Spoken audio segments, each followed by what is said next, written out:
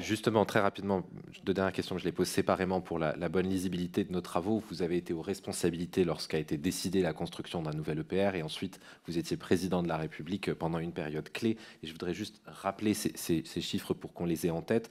En 2006, le projet de l'EPR, enfin, l'EPR est estimé à un coût de 3 milliards pour une mise en service en 2012, en 2010 pour un coût de 5 milliards avec une mise en service en 2014 et en 2012, à la fin du mandat, à 8 milliards et demi pour une mise en service en 2017. J'imagine que vous avez suivi ce dossier de près. Vous avez dit au début que le nucléaire était une affaire de président de la République.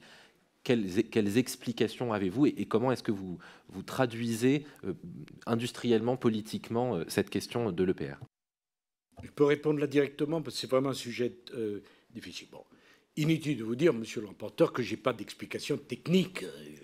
C'est d'une complication atroce. Mais si vous regardez les choses, donc Flamanville, les travaux ont commencé en 2007. On nous annonce l'ouverture de Flamanville pour 2024.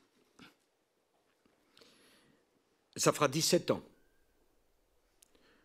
Pour un coût final estimé à 13 milliards, si j'en juge, alors on peut discuter si c'est 12, 13, mais si j'en juge les chiffres d'EDF. Pour moi, encore une fois, j'ai relu le rapport de Martin Fols, qui est très intéressant. Il ne remet pas en cause la conception du moteur. Et d'ailleurs, il a raison, parce que Taishan, c'est les mêmes.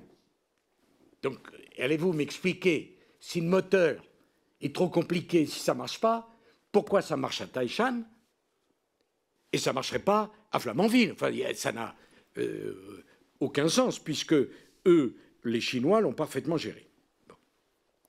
Je crois donc qu'il y a un premier problème, c'est que les conditions de sûreté, je dis de sûreté, pas de sécurité, hein, la sûreté, c'est tout ce qui se passe à l'intérieur, la sécurité, ce qui se passe alentour, en France, sont sans doute, et tant mieux, les plus fortes du monde. Bon. Prenez un exemple. Vous savez que maintenant, les EPR ont une double coque sur puisque s'il y a un problème nucléaire, ça fond, et donc il faut mettre un ravier extrêmement puissant en dessous pour pas que ça pénètre la nappe phréatique, et il faut mettre une coque au-dessus pour pas que ça parte dans l'air. Donc maintenant on fait une double coque. Pour un EPR, la double coque doit résister